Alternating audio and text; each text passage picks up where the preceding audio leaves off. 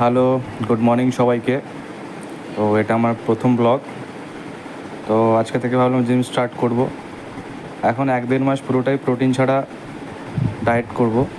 তো আজকে যেটা খাচ্ছি সেটা হচ্ছে ওটস। এটা নর্মাল যারা জিম করে তাদেরকে খাওয়া দরকার। এতে প্রচুর ফাইবার আছে। আর এখন গরমকাল, তো গরমকালে আমটা সবসময় তোমরা অ্যাভেলেবেল পাবে।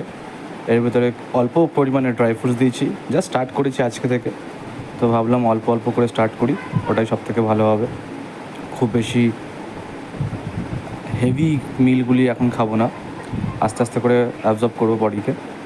যাই হোক, তো শরীরে এখন কিছু নেই, সব কিছু গেছে, না চেস্ট না বাইসেপ না কিছু। আবার শুরু করতে হবে নতুন করে। তো তোমরা সাথে থেকো, তোমরা দেখো,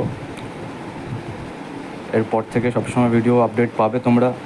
ফলো করো, সাবস্ক্রাইব করো। আর